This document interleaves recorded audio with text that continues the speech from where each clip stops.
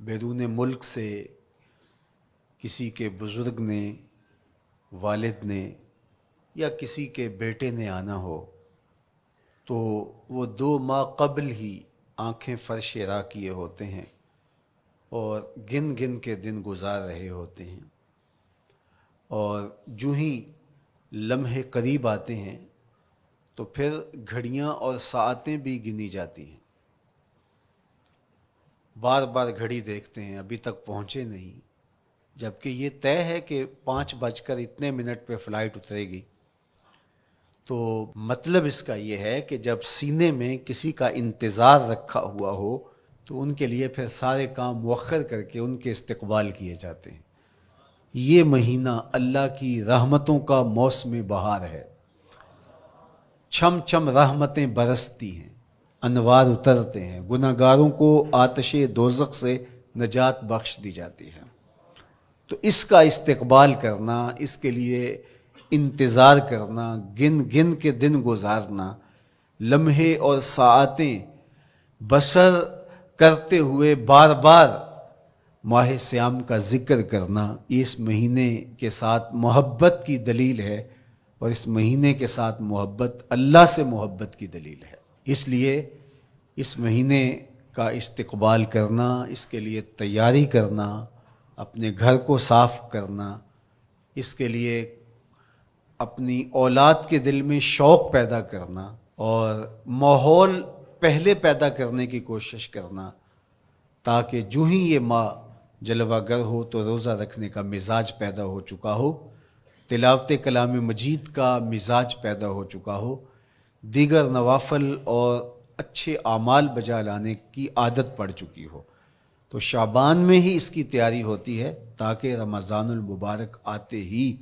ہم پوری طرح سے مستعد اور فعال ہو کر کے اس مہینے کی برکتوں کو سمیٹ لیں۔ اللہ کے محبوب علیہ السلام نے ارشاد فرمایا کہ جب ماہ سیام آتا ہے فتحت ابواب الجنہ، تو جنت کے 8 دروازے کھول دیے جاتے ہیں، اور جنت کے 8 دروازوں میں سے ایک دروازے کا نام باب الریان رکھا گیا ہے، جو صرف روزہ داروں کے اعزاز و تکریم کے لیے ہے۔ روزہ دار اس دروازے سے گزر کے جنت جانے۔ حضرت سیدنا سلمان فارسی رضی اللہ تعالی عنہ فرماتے ہیں کہ تو رمضان المبارک سے قبل حضور نے یہ خطبہ ارشاد کیا، یا ایھا الناس، اے لوگو، قد اظلکم شہر عظیم، اللہ نے تمہارے اوپر ایک بہت پاکیزہ، پر نور، عالی مرتبت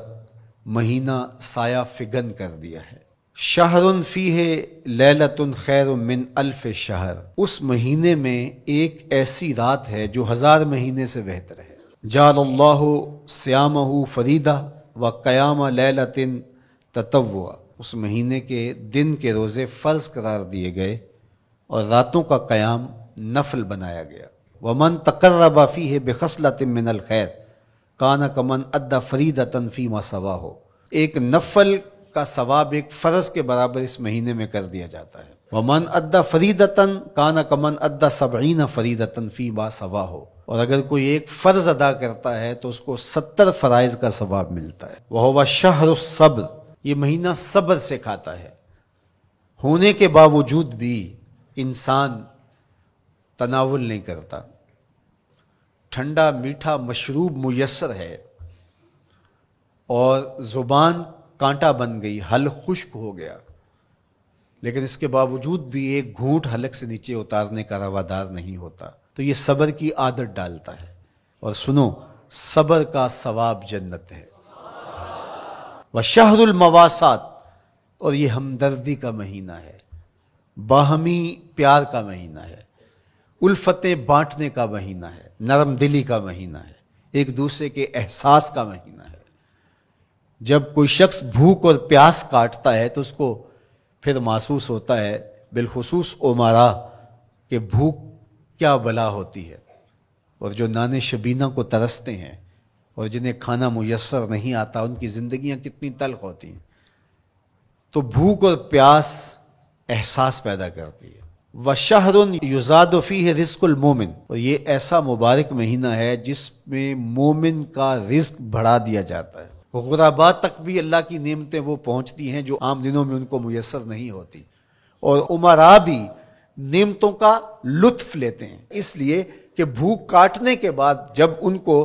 نعمت میسر آتی ہے تو پھر انہیں احساس ہوتا ہے۔ وَمَنْ فَطَّرَ فِيهِ صَائِمًا كَانَ مَغْفِرَةً لِذُنُوبِهِ، جس نے روزہ دار کا روزہ افطار کروایا، یہ افطاری گناہوں کی مغفرت اور آتش دوزخ سے گردن کی آزادی کا مجدہ جاں فضا بن جائے گا۔ وَقَانَ لَهُ مِثْلُ أَجْرِهِ مِنْ غَيْرِ أَنْ يَنْقُصَ مِنْ أَجْرِهِ شَيْءٌ، اور روزہ افطار کروانے والے کو روزہ رکھنے والے جتنا اجر ہی دیا جائے گا، لیکن روزہ رکھنے والے کے اجر میں بھی کوئی کمی نہیں واقع ہوگی۔ تو صحابہ کا تو دل تڑپنے لگا کہ یہ کتنی بڑی بات ہے۔ انہوں نے کہا اے اللہ کے پیارے رسول صلی اللہ علیہ وسلم، ہم میں سے تو ہر بندہ یہ طاقت نہیں رکھتا کہ روزہ دار کو روزہ افطار کروا دے، تو یہ تو پھر اہل زر ہی یہ سعادت حاصل کر پاتے ہیں۔ حضور نے ارشاد فرمایا یؤت اللہ ھذا الثواب، یہ ثواب اللہ اسے شخص کو بھی عطا کرے گا۔ من فطر صائما علی مزقۃ لبن او تمرۃ او شربۃ من ماء،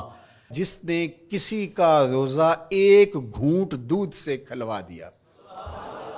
یا ایک کھجور سے کھلوا دیا یا پانی کے ایک گھونٹ سے اس کا روزہ افطار کروا دیا۔ ومن اشبع صائما، اور جس نے صحیح اہتمام کے ساتھ روزے دار کو اچھا کھانا کھلایا، اچھی پرتکلف افطاری دی، سقاہ اللہ من الحوض شربتا لا یظمأ حتی یدخل الجنہ، اس کو حوض کوثر سے ایسا جام ملے گا 50,000 سال کے دن میں اس کو دوبارہ پیاس نہیں لگے گی، یہاں تک کہ جنت میں چلا جائے گا۔ فرمایا وَهُوَ شَهْرٌ أَوَّلُهُ رَحْمَةٌ، یہ وہ مہینہ ہے جس کے پہلے 10 دن رحمت ہیں، اور اس کا درمیانی عشرہ اوسطہ وہ مغفرت ہے، وآخرہ عتق من النار،